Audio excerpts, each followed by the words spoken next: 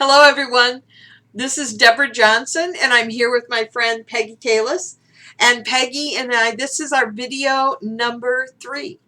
And we're really excited to be talking to you this time. Let me give you a little bit of background in case you haven't had the opportunity to listen to the first 2 videos. And let me encourage you to go back and listen because there's some great information that Peggy shared with us in there. I'm a registered nurse. I've been a registered nurse for many years and have recently specialized in traumatic brain injury and taking care of people that have been injured in auto accidents. Peggy called me up not too long ago and said, "Oh my God, Deb, I graduated from chiropractic school, had a car accident, set up a practice, but things have been deteriorating for me." And I could hear through my ears that there was a head injury going on. And Peggy, because she is this inquisitive, brilliant person that she is, who Googles everything, and she's a doctor, she's a chiropractor, right? So she was looking for her own answers. And the reason I love to bring Peggy here is because she's so articulate. And yet she has a story to tell. And the first 2 videos went into the story, what happened, things that and the second one was going to doctors that didn't understand, even natural physicians, urgent care centers, emergency rooms, did not get the issues she was dealing with. So the reason I wanted to bring her here to you is I see that all the time with the people we care for. They know that their bones have healed after an auto accident, and but our brains are much more delicate than you ever want to know about. Yes. And Peggy's got jostled in the auto accident, and the subsequent injuries you can't see. We call it invisible. These are visible injuries, and yet they go unnoticed, uncared for, and undiagnosed too often. So this video, I really wanted Peggy to give you a good sense of what she's done that works in case any of these things may assist you or family members you know or people that you're acquainted with in healing themselves. And it's an ongoing story, right? Absolutely. And hopefully we'll be able to bring you up to date as things change and change for Peggy. So give us your feedback down below on the comments. We'd love to hear from you. And now I want Peggy to sort of give you an idea of what things that she's done that have worked, that have not worked, that have worked a little bit, in case there's any of her information that you can plug into the care of those people you're acquainted with. So go ahead, Peggy, and welcome. All right. Thank you. Thank you very much, Deborah. Let me see. I'm looking at the year 2014. It was during 2014 that things really started going downhill for me. Actually, the end of 2013, I was in a really desperate place. My main issue was loss of sleep. In a depressive state, my thoughts were just dark thoughts, that was even something new for me. It's generally not the kind of person that I am, but I just kind of went to that place and I couldn't figure out why all this stuff was happening to me. So in 2014, I really started searching, searching especially for things to help with sleep and to things help with kind of brain fog and clear things up. So like Deborah said, I Googled anything that I could find. It was around the summertime when I really started trying all kinds of different options. Over-the-counter medications. What were some of those that you tried? Some of the over-the-counter medications, actually I was led to some of them because friends that I know went to the hospital and I said, what did they give you in the hospital to help you sleep? God. A big one was Motrin. At a very increased dose, 800 milligrams or more of Motrin. Which can cause liver issues, by absolutely. The way. Yep. So, yeah. Look at the back of those over-the-counter things. So I started taking that. And what I found was the body reaches a set point. When you first introduce something into it, it's going to work. And you think it's great and it's going to last for a long time, but it doesn't. The body begins to assimilate that, acclimate it, and then that particular thing becomes ineffective. So I kind of had a rotation. I would take Motrin for a while at 800 milligrams. I would use melatonin, go to natural supplements like valerian root and kava. I visited a chiropractor who actually gave me a protocol of 3 different items that worked really well for me for a while, and it was a mix of kava, something called phenotropic, Phenotropic, which is a natural supplement, but also a very powerful supplement. One needs to be very careful with taking more than that than one needs.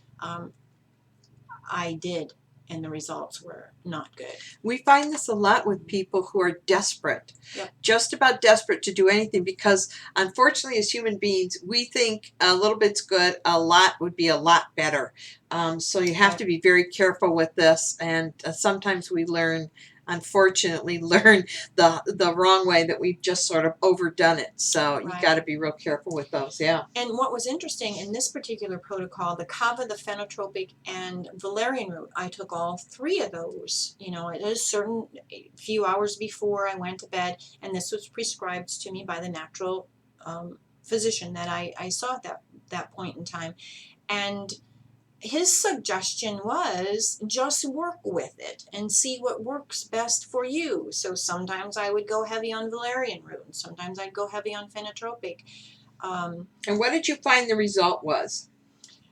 It worked. It was one of the first things that helped me sleep all night. I was getting anywhere between 1, 2, or 3 hours a night for almost a year and a half. And as a psychiatric nurse, an old psychiatric nurse, one of the things that we know could put you into psychosis, anybody, including nurses that work 12-hour shifts and didn't get any sleep with kids at home, what would put you into a psychosis, first the depressive state, and then actually a psychosis where you'd be seeing things and hearing things, would be lack of sleep. And this is the one issue that with brain injury goes undiagnosed all the time. It's actually linked with brain injury because our circadian rhythms get very disruptive when the brain is jostled about.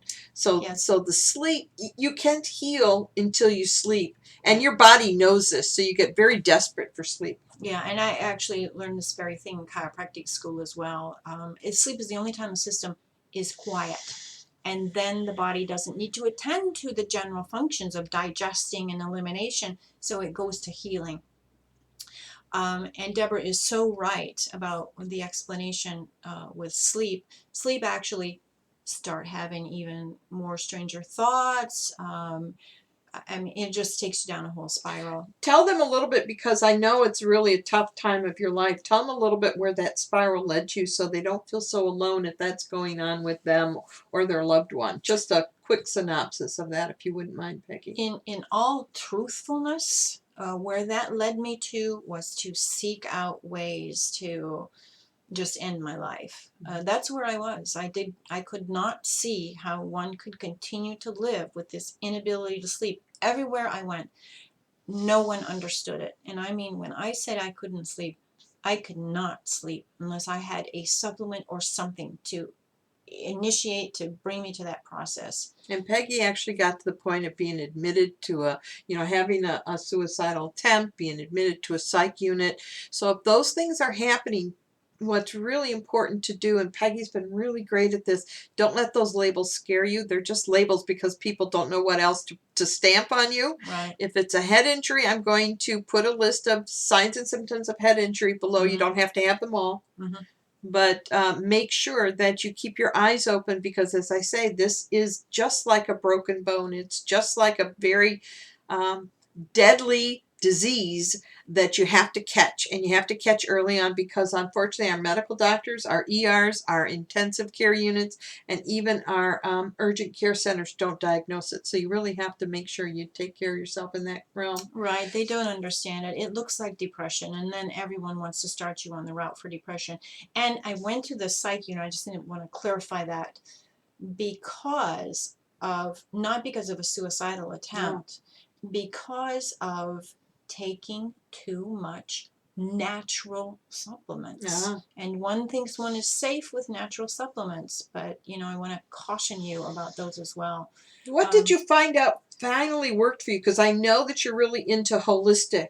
And I know, Yes. like a lot of us, you don't want to take anything in the other Oh realm. But my tell me a gosh. little bit about that. Yeah, that was my training. That's why I went to chiropractic school. This belief that the body has an innate ability to heal itself. That food and nutrition will, you know, you'll be able to heal yourself with that. And I believe in that totally. To the extent that I eschewed allopathic medicine. Push I was not going to take medication. I would stay away from that, just with every fiber of my being. And I continue to try natural supplements. The one protocol that I told you about, I found another chiropractor who had a different protocol. He dealt with drug addicts and alcoholics in recovery who have lots of sleep issues. And I took his protocol, which had some amino acids in it, um, uh, tyrosine and L-theanine, 5-HTP, GABA. You may not know what those are, but You'll those were find some of out the, if you really want to know. yeah, those were some of the items in the protocol that I took from this practitioner, natural practitioner, that helped me for a period of time. And then I had that the issue where I just, oh my gosh, that was like a nightmare.